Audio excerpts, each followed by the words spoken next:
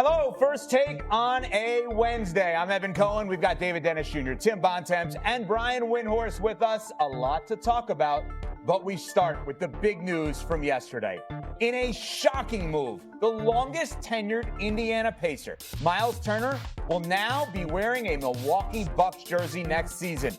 The big man signed with Milwaukee to a 4-year, $107 million deal, and in doing so, the Bucks waived and stretched Damian Lillard's remaining contract. He is expected to miss at least a bulk of the next year rehabbing from an Achilles tear.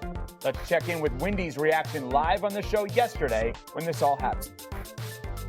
If I'm an Indiana Pacer right now, I'm absolutely disgusted. I am sick to my stomach. If I'm Tyrese Halliburton, I am breaking things right now. If I'm Rick Carlisle, I'm furious at just what's happened because they were unwilling to spend a little bit of luxury tax money to hold this team in place for a year when Halliburton came back. To go to a team that they hate the Bucks. Tim Bontemps, which team did this move impact more, the Pacers or the Bucks? I would say the Pacers, Evan, for all the reasons Brian just laid out. You know, throughout the playoffs, the Indiana Pacers kept signaling to people that they were going to pay the luxury tax, or they were willing to pay the luxury tax to keep this team together.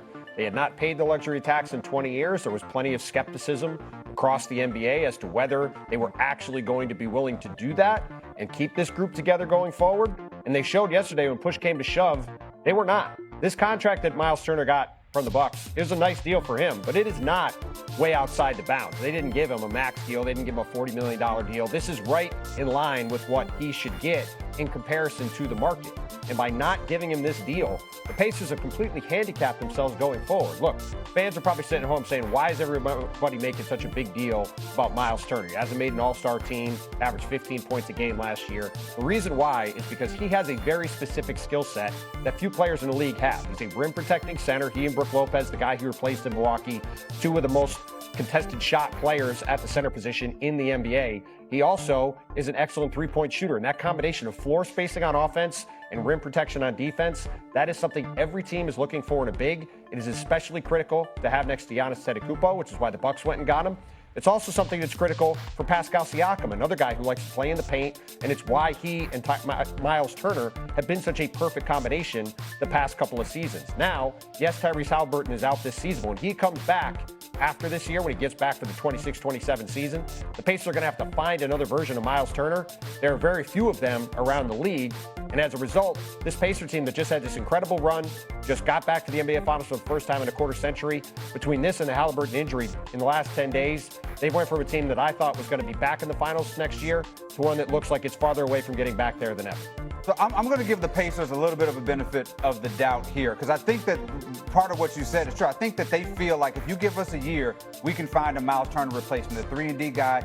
They probably also feel that some of what Miles Turner has been doing has been because of Halliburton and what he provides offensively. So maybe they feel like they can replace him. And also, let's not forget, they made a shrewd move during the finals. They got their first-round pick back, which could be a lottery pick. Somehow the Pelicans end up as a loser in this trade too, which is what they've been doing all offseason. So I'm going to give them the benefit of the doubt. For me, this is all about the Milwaukee Bucks. This move that the Milwaukee Bucks have done has changed their franchise for the next half a decade. They're tied to this Dame Lillard contract, and they're keeping Giannis. They have bought into the keeping of Giannis part of their strategy, which I'm not totally sold on because I think that what's best for them is probably parting ways. This actually reminds me of a few years ago when the Clippers made the big trade for Paul George to the Thunder, right? 5 first rounds, 2 swaps, a heavy price. Wasn't, financial as much as picks, but what they were doing, they said, we're not just getting Paul George, we're doing this for Paul George and Kawhi Leonard, right? The Bucks are making that same argument. They're saying we're paying an extra $20 million, not just for Dame and that contract, we're paying an extra $20 million for Giannis. And that is a gamble, but that's something that they feel is worth it because they're keeping the guy that has maintained their franchise for the last decade. Windy, which team's impacted more, Pacers or Bucks here? Where are they getting a Miles Turner replacement? Where are they getting that? Those guys are not available. They're not going to have cap space. Free agents are not going to come there. And the reason they traded that draft pick was to pay Miles Turner because they were counting every penny that they were going to use, and they offloaded that pick so that they could save a couple extra $1 million so that they could minimize their luxury tax. They were planning to pay the tax to keep Miles Turner because they've had the best team they've had in 25 years, okay? And the injury to Tyrese Halliburton is devastating. This is the effects of it. You look at the 3 Achilles tendon injuries that happened in the Eastern Conference, all 3 of those teams have been hit with some level of a wrecking ball. And if you were the Pacers, this is a team that was meticulously built by their front office without the benefits of high draft picks, without the benefits of ownership willing to spend. They had finally put it together, and they had planned to spend the luxury tax. And I will say, as a way to more well round this out so that I'm not being too hard on the Pacers, they were in fact offering Miles Turner contract numbers that would have put them in the tax. They were willing to go into the tax, but they weren't willing to do what they needed to do to keep this team together. And it's a gut punch, because 10 days ago, the Pacers were standing there in Oklahoma City off to a tremendous start in Game 7 of the Finals. We're talking about a team that entered the NBA in 1976, okay? And they, for the highest moment in the history of their franchise, they were on the verge of winning the whole thing.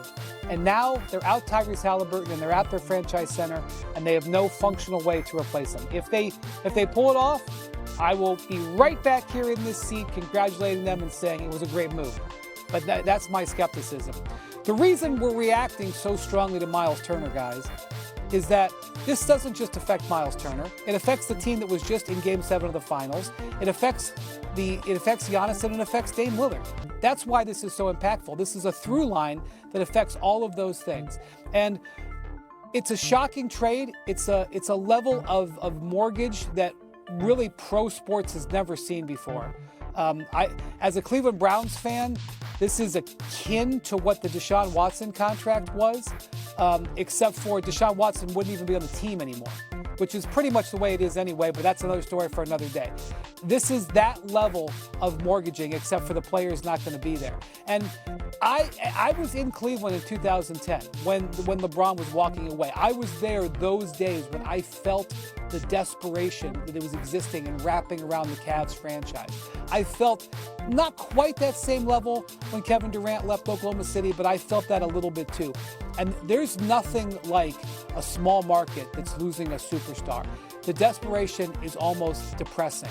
And so I think if this had happened in Cleveland and these tools were available to them for LeBron, they would have done this. In fact, they might have done it with 2 or 3 players. They might still be paying off stuff in 2010 to hold on to LeBron for a year. So I kind of, in a way, get and understand and give, sort of a pass to Milwaukee, even though I don't think that this is really a smart move on any level.